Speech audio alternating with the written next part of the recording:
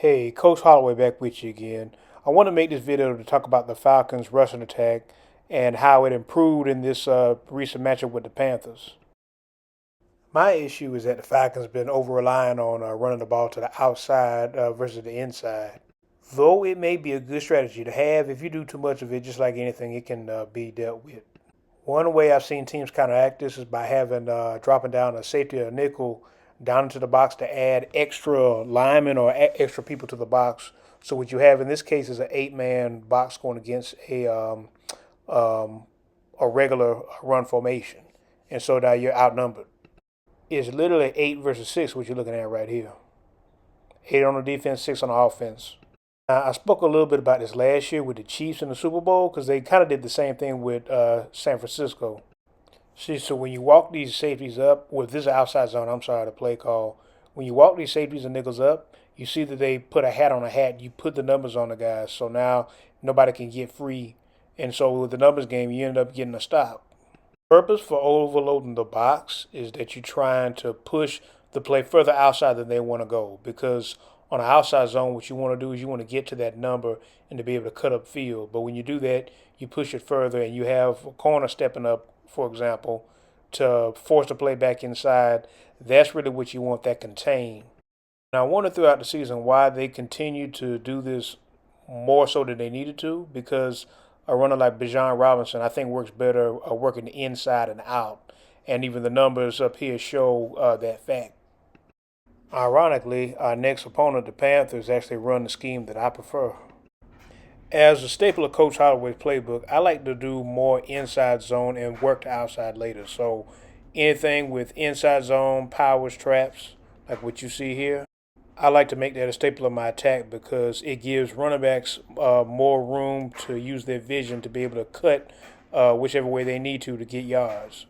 This trap they run with the center actually pulling is run to perfection. Actually, you see the guard in the back, the center and the backside guard getting to the second level already, and then you even see the tight end just getting in the way right there. And then of course Hubbard, he off to the races from that point. But just excellent blocking, excellent play call.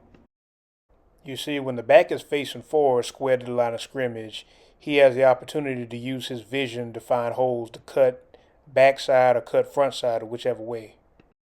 As you can see from the snap, he's already got eyes on where he wants to go, where he sees green. Just an excellent cut, excellent field vision to get more yards.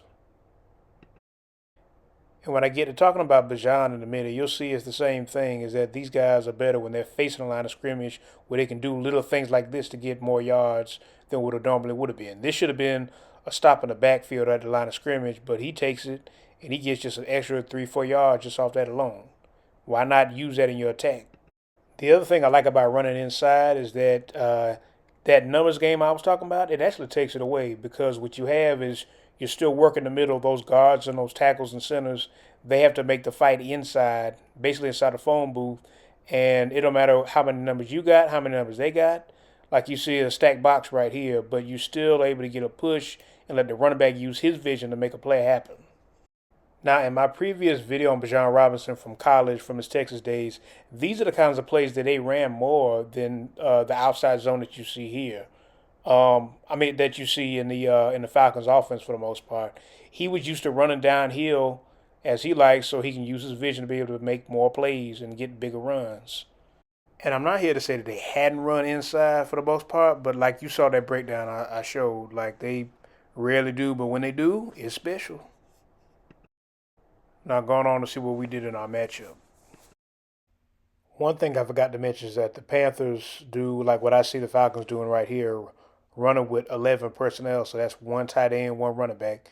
Usually they don't typically like to run in that formation, but they're effective with it. And I think a team that can do that successfully can open up their offense.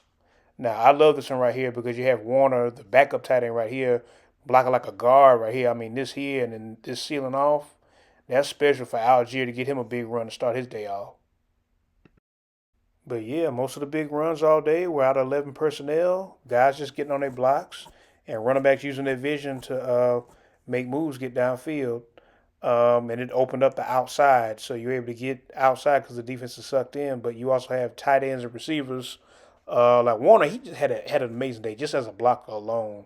But that was a big part of why we were able to be more successful than we had in the last couple of weeks and score more than we had in the last couple of weeks because we mixed up the offense.